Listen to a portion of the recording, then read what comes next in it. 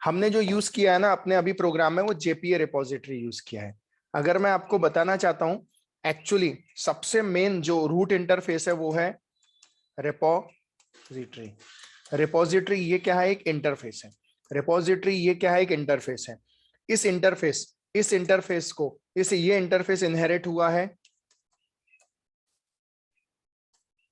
Crude repository. Crude repository में ये interface क्या किया है? हुआ है। और मैं आपको बताना चाहता हूं ये इंटरफेस तो है। इस रिपोजिटरी की बात करूं तो टी मतलब क्लास का नाम, एंटिटी क्लास का नाम, मॉडल क्लास का नाम, और सेकंड इसमें रहता है आईडी। अगर मैं इसकी भी बात करूं तो यहां पर भी सेम चीज रहता है, मॉडल क्लास का नाम और सेकंड आर्गुमेंट में क्या रहता है? आईडी। अगर मैं आगे बढ़ूं तो मैं बताना चाहता हूं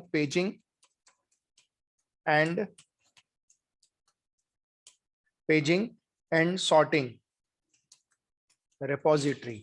आगे चल के आप देखोगे, अगर बहुत सारा डेटा है, मतलब 100 लाइन है, 200 लाइन है, 1000 लाइन है, तो एक पेज में नहीं आता ना, तो उसको पेज बाय बाय एक पेज में कितना दिखाना है, तो उस तरह से डेटा हम क्या कर सकते हैं? पेजिंग एंड सॉर्टिंग रिपोजिटरी की मदद से कर सकते हैं। मॉडल क्लास का नाम और यहां पर भी क्या रहेगा? आईडी रहेगा। ओके। और इसके बाद जो आता है वो आता है जेपीए रिपोजिटरी।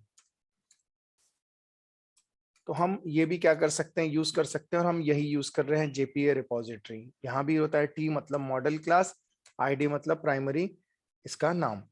और अगर हम बात करते हैं नेक्स्ट, ओके, ये तो बेसिक रहता है। और हम किसका यूज करते हैं? हम यूज करते हैं हमारा खुद का चाइल्ड इंटरफेस। इस केस में हमने क्या बनाया है? अगर आपको याद होगा तो हमने बनाया प्रोडक्ट रिपोजिटरी, हमारा खुद का हमने बनाया है। अब देखिए, मैं आपको बताना चाहता हूं इनका रिलेशन कुछ इस तरह से है। इजे रिलेशन इसका इससे है, इससे है, इससे है, इस तरह से है, और ये रिपोजिटरी है।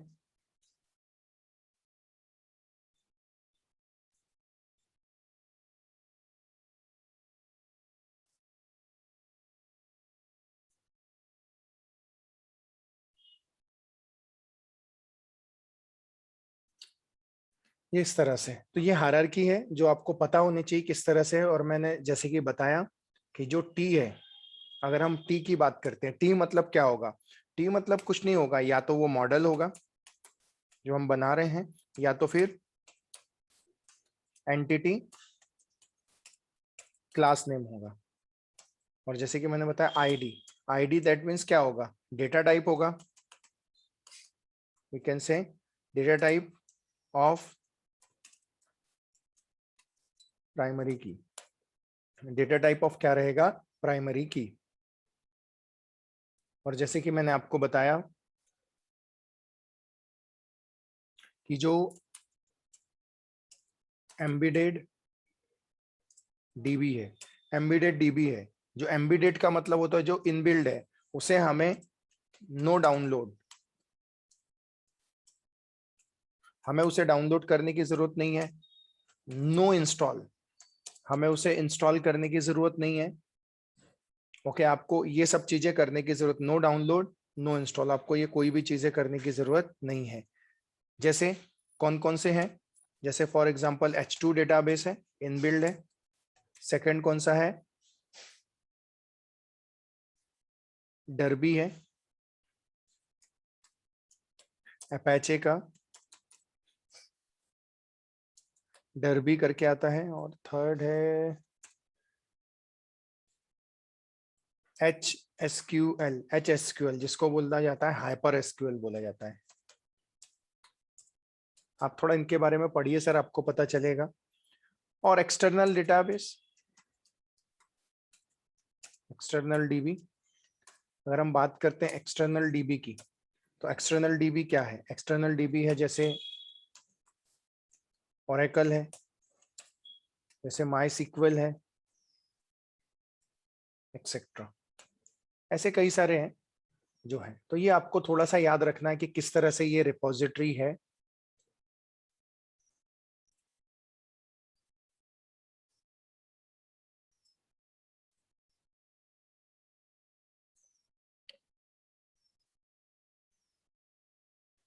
ये काफी इंपॉर्टेंट चीजें हैं सर, जो आपको काफी हेल्प करेगी। मैं यहाँ पेस्ट कर देता हूँ।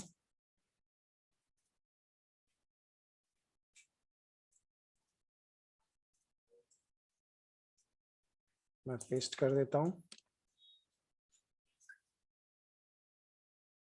और उसके बाद मैं जाता हूँ।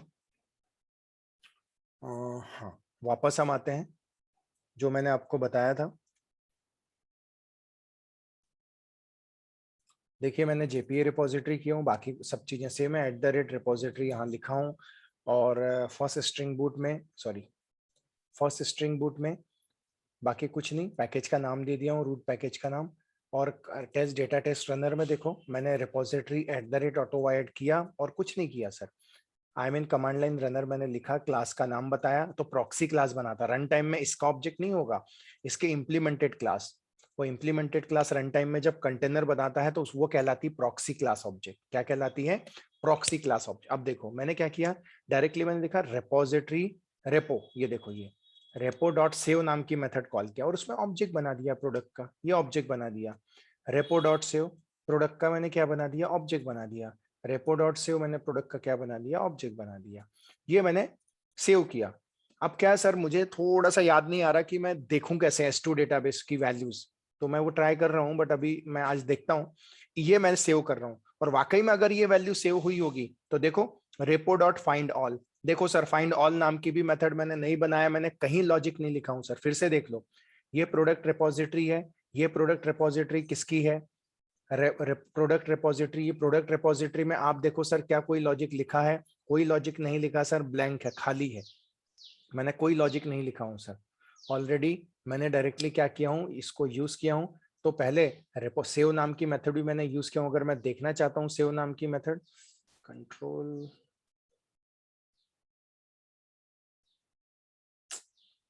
बहुत स्लो है मशीन, ठीक है। आप देख सकते हैं सर, आप आपकी मशीन में जाओगे ना तो आप इसको क्लिक करोगे ना, माउस लेके जाओगे ना तो आपको दिखेगा। तो कहने का मतलब ये सेव नाम की मेथड से सेव हो रहा है। रेपो डॉट फाइंड ऑल, ये जो आप देख रहे हो फाइंड ऑल, ये सारे रिकॉर्ड क्या करके ला रहा है, फेच करके ला रहा है, लिस्ट ऑब्जेक्ट में रख रहा है और हमने प्रिंट कर दिया। देखो list dot for each loop, इस तरह से भी आप प्रिंट कर सकते हो। जावा 8 feature system dot out colon colon print, तो प्रिंट हो जाएगा। उसके बाद डन लिख दिया। अब देखो मैं इसको रन करता हूँ सर, मैं इसको रन करता हूँ, मैं जाता हूँ। आप वहां से भी रन कर सकते हैं स्प्रिंग बूट से, जैसे मैंने बताया था।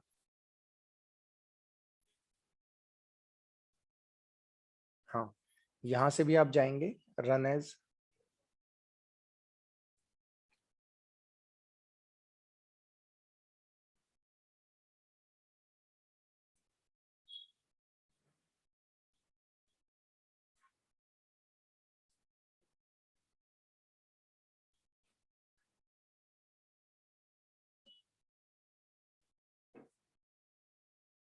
आप देखो सर गौर से, आपको पता चलेगा। देखो उसने क्या किया। सबसे पहले तो पहले एग्जिस्टिंग टेबल था तो उसको ड्रॉप किया, फिर टेबल को क्रिएट कर रहा है प्रोडक्ट नाम का, ये सब चीजें बता रहा है। बाय डिफॉल्ट 255 255 ये टेबल उसने क्रिएट किया, क्रिएट हो गया। क्रिएट होने के बाद क्या किया उसने, मैंने मैसेज दिया था I mean command line runner, proxy class object भी बनाया। उसके बाद देखो, उसके बाद वो क्या कर रहा है, देखो पहले वो चेक कर रहा है जो रिकॉर्ड है वो एग्जिस्ट है क्या, रिकॉर्ड है वो एग्जिस्ट है क्या। अगर वो एग्जिस्ट होगा तो अपडेट करेगा, अगर वो एग्जिस्ट नहीं होगा तो इंसर्ट करेगा। वैसे कोई रिकॉर्ड है ही नहीं, देखो सिलेक्ट कर रहा है, इंसर्ट कर रहा है, सिलेक्ट कर रहा है, इंसर्ट कर रहा है, ऐसा उसने किया। और फाइनली फाइनली ये जो सिलेक्ट है ये सारी रो क्या करके लाया, फेच करके उसने लेके आया। और फिर आपको देखो ये तीनों रिकॉर्ड दिखा दिया, क्योंकि ये डेटाबेस के अंदर में था तो उसने दिखा दिया। सर कुछ समझ में आया है क्या? Yes sir. Yes sir. इस तरह से उसने किया सर, जो आप देख सकते हैं। सर मैं फिर से एक प्रोग्राम ले रहा हूँ, स्क्रैच से ले रहा हूँ फिर से, एज इट इज प्रोग्राम। मैं जाता हूं यहाँ, इस प्रोग्राम में कोई डाउट है आपको?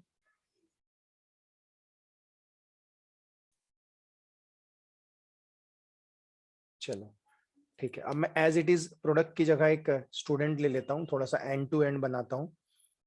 मैं जाता हूँ spring starter project, com.app. Okay,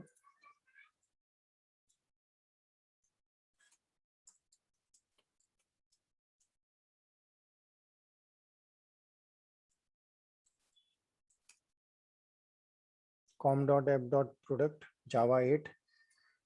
ठीक है, यहाँ चेंज कर लेते हैं, spring boot second, finally okay है, सब चीज़ें ठीक है।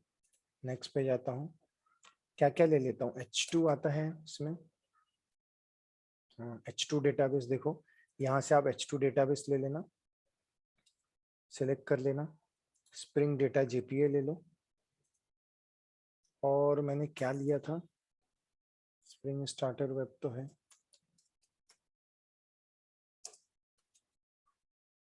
स्टार्टर वेब तो पहले से रहता है, नहीं जरूरत नहीं है। ठीक है, मैंने दो ही लिया, स्प्रिंग डेटा जेपीए और H2 डेटाबेस लिया। ओके, मैं नेक्स्ट पे क्लिक करता हूँ, मैं फिनिश पे क्लिक करता हूँ।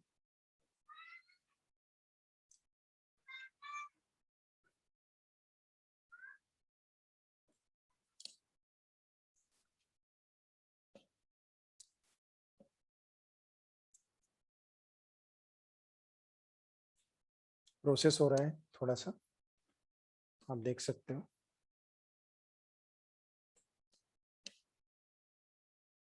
ये दो चीजें तो लगेगी, तो मैं इसको कॉपी कर लेता हूँ। ऑलमोस्ट हो गया शायद से, चलो ठीक है। सबसे पहले हम रिसोर्सेस में जाते हैं, प्रॉपर्टीज फाइल में जाते हैं, ये पेस्ट कर देते हैं, ये हो गया। उसके बाद हम अपना प्रोजेक्ट बनाना स्टार्ट करते हैं, com.app.py, तो ये बना हुआ है। ओके, एक और एडिशनल चीज हम दे देते हैं,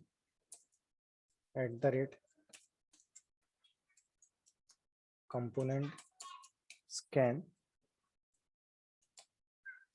com.app.py ही रखेंगे, कंट्रोल शिफ्ट ओ कर देते हैं, ये हो गया। इसके बाद हम जाते हैं और हमारा पैकेज बनाना स्टार्ट करते हैं। सबसे पहले हम जाते हैं, इंटरफेस बना लेते हैं, हम बोल देते हैं student repository,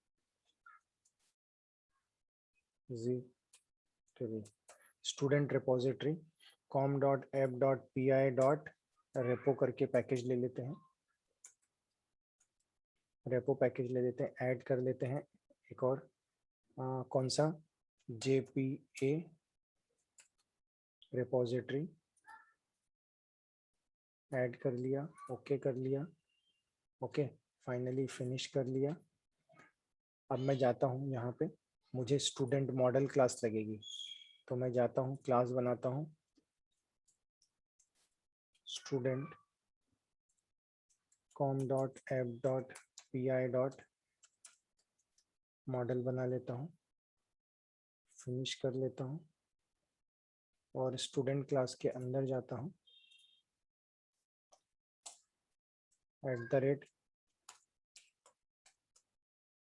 @entity control shift ओ, JPA चाहिए, JPA का ले लेंगे। उसके हम जाएंगे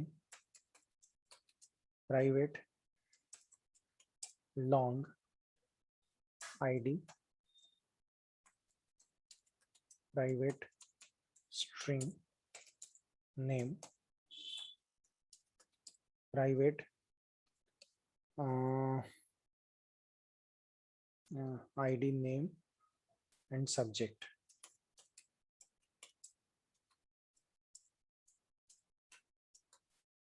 सब्जेक्ट वेरिएबल नेम स्मॉल, ठीक है, @ID कंट्रोल शिफ्ट ओ। उसके बाद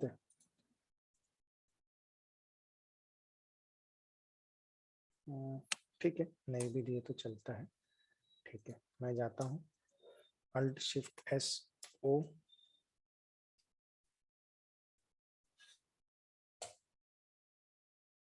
Alt Shift S R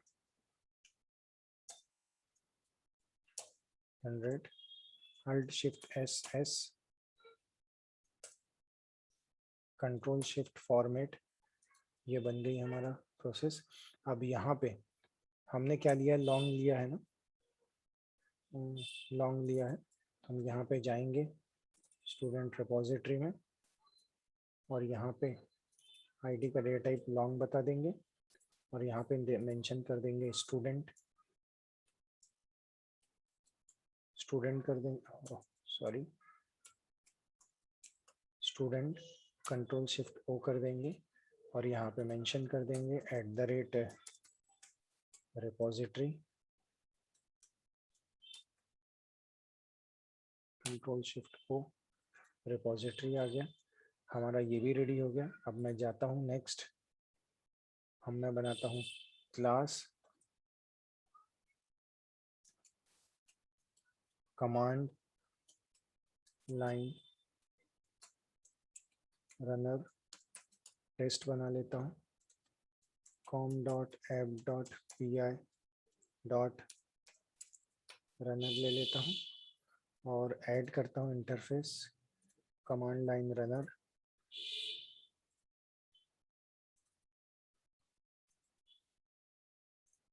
add हो गया, फिनिश पे क्लिक करता हूँ, कमांड लाइन रनर ऐड हो जाएगा। उसके बाद हम क्या करेंगे, ऑलमोस्ट सारी चीज़ें हो गई हैं, हम जाते हैं हाँ ये क्लोज कर देते हैं सर, जिसकी ज़रूरत नहीं है, ये भी क्लोज कर दो, product.java भी कर दो, प्रोडक्ट रिपोजिटरी भी कर दो, ये भी क्लोज कर दो।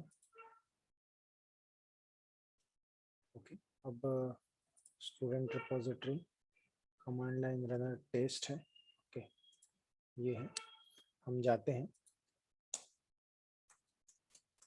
प्राइवेट स्टूडेंट रिपोजिटरी, रेपो लिख लेता हूँ, कंट्रोल शिफ्ट ओ ले लेता हूँ, ओके और @autowired कर लेता हूँ, स्टीरियो टाइप,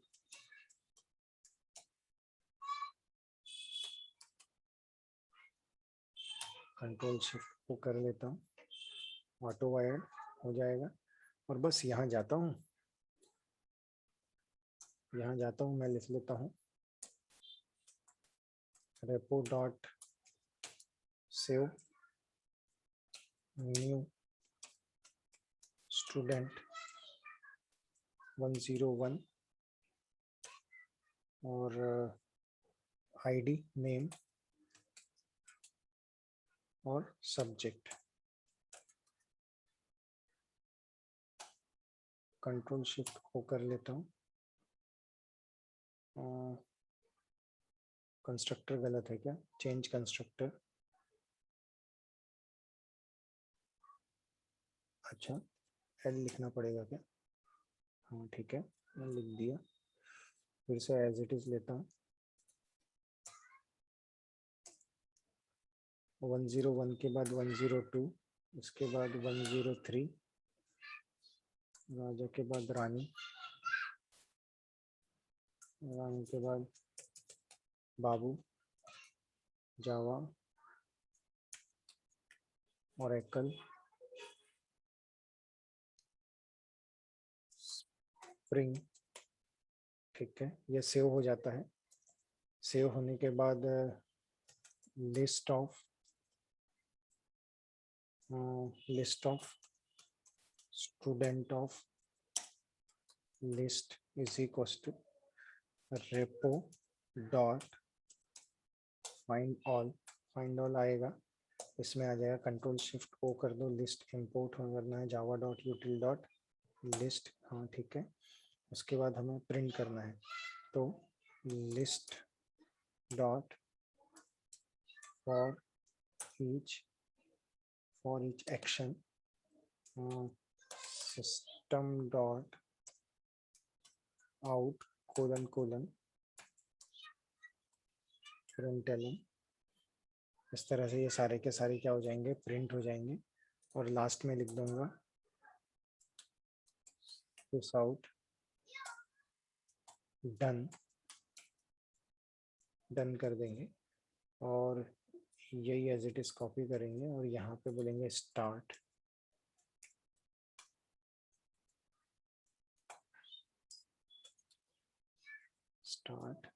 चलिए मैं जाता हूँ और मैं चेक करता हूँ, मैं रन करना स्टार्ट करता हूँ। यहाँ पे @ कंपोनेंट देना पड़ेगा, नहीं तो कंटेनर इसका ऑब्जेक्ट ही नहीं क्रिएट करेगा और इसके अंदर आएगा नहीं। ओके फाइन, ये भी हो गया। चलिए अब हम रन करते हैं, मैं जाता हूँ। आप यहाँ से भी रन करते हैं सर, यहाँ से राइट क्लिक करके भी आप क्या कर सकते हो, रन कर सकते हो। राइट क्लिक करोगे, रन एज, और ये देखो स्प्रिंग बूट ऐप दिख रहा है आपको। स्प्रिंग बूट ऐप आप जावा भी कर सकते हो, स्प्रिंग बूट ऐप भी कर सकते हो। स्प्रिंग बूट ऐप भी कर लोगे तो कोई दिक्कत नहीं है।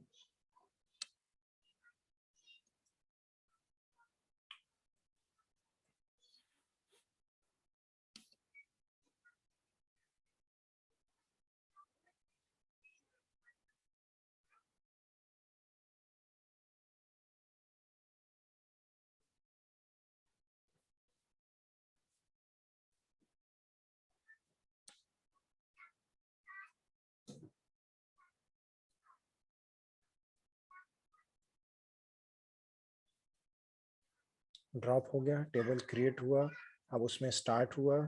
अब क्या दिक्कत है सर इसमें, fail to execute command line runner.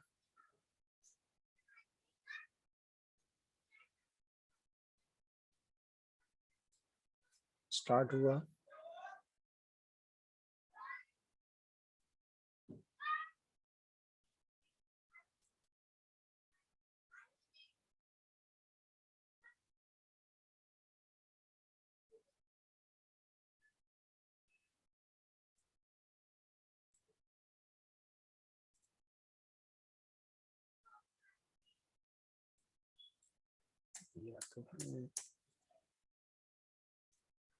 ID name और सब्जेक्ट है।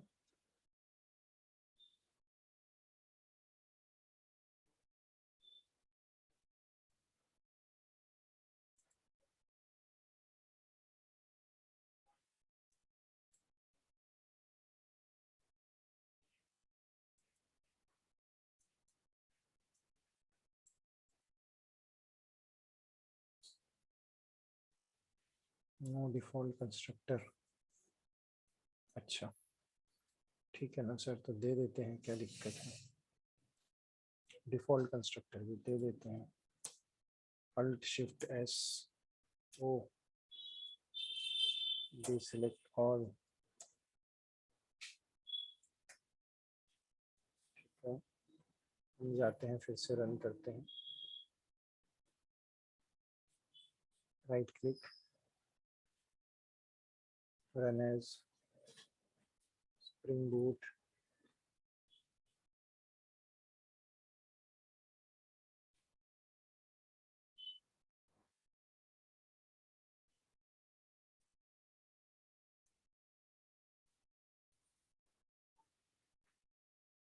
Create table.